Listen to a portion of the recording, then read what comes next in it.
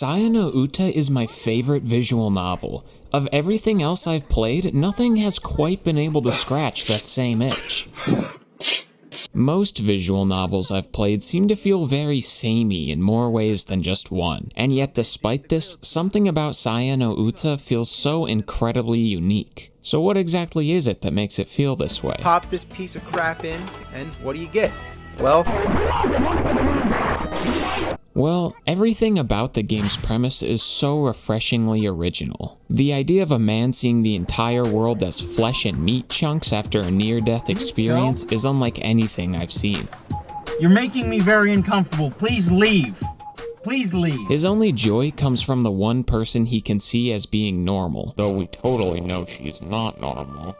You immediately feel for the main character. He can't even tell what he's eating. My dude is like Brock with the rice balls. Nothing beats a jelly-filled donut. Only it actually tastes the way it looks to him. So he's stuck eating his poopy food in a room that looks like this. And the walls will ooze green slime! And has no real joys in life other than this girl. Those of you who have played at least a handful of visual novels know that many of them tend to have very tropey feeling characters, especially the main character. This is because the writers want someone that the player can relate to, as having only the most basic personality makes this really easy. Such a niche form of entertainment tends to lend itself to a very niche audience, and as such, many visual novels cater to certain wish fulfillment and fantasies.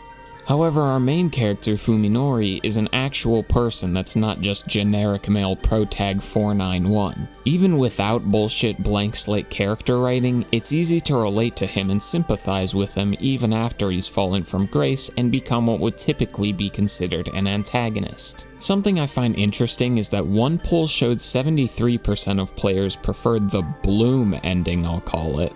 This is the ending where the villains of the story win. You can probably count on one hand the movies where you rooted for the villain. They're few and far between, and that's because it takes really clever writing to pull it off. Saya, the girl he sees as normal, is a particularly interesting character as well. She seems innocent enough at first, but as we see more into her and Fuminori's life together, we notice the oddities surrounding her that are not exactly subtle.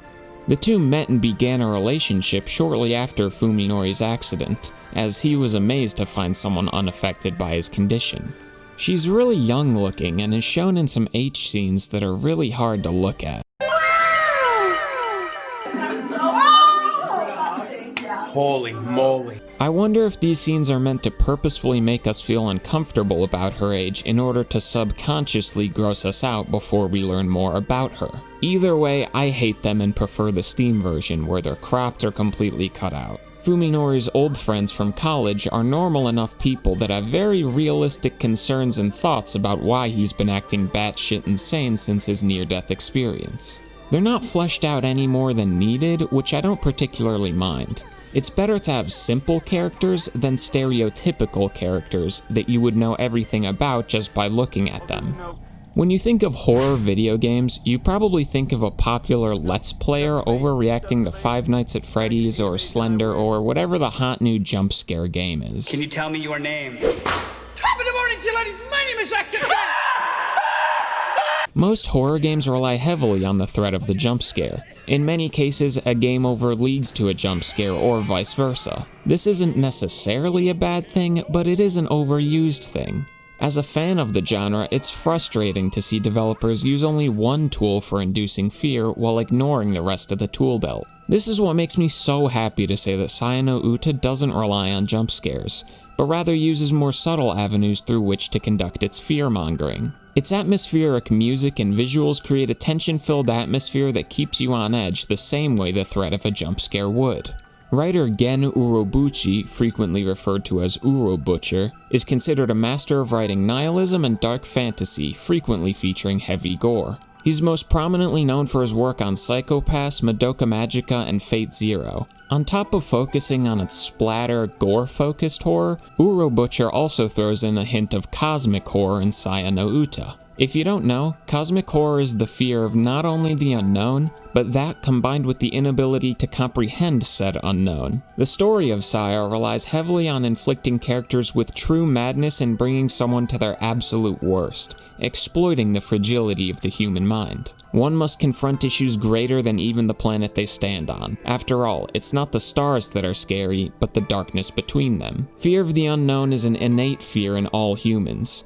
Only in normal circumstances, the fear one feels toward the potential threat is bound by the limits of their own imagination. Cosmic horror focuses on taking this and creating something which you wouldn't, or in some cases couldn't, imagine really being there. No Uta doesn't really bring this in until the end, but it is still nice to see someone make an attempt at cosmic horror in a video game, as it's exceedingly rare within the medium.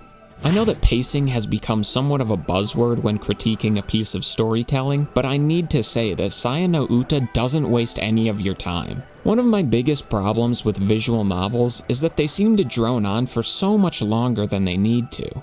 It's like they feel the need to take a certain amount of time to complete, so they add random bullshit filler dialogue to pad out the game time. I hate it. But with this game, every piece of dialogue exists for a reason. Nothing feels rushed, so to say, but it's far from being slow-paced. For an example of a visual novel which I feel has awful pacing, look at Wonderful Everyday or Subahibi. It's a critically acclaimed VN, yet there are so many little sections of this game that I feel just straight up exist to pump the brakes on the story and waste your time. Like, how many scenes are there of the story establishing that this guy gets bullied? On top of everything else, did we really need a 20-minute rape scene complete with graphic imagery to conclude that? Like, why?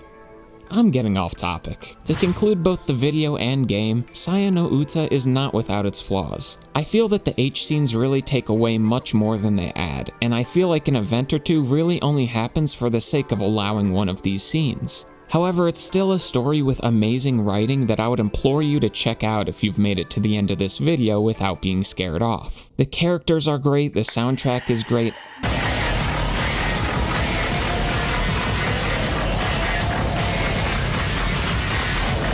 and all three endings are great. There is no true ending, but rather you have to decide for yourself what you think is the right ending for the world.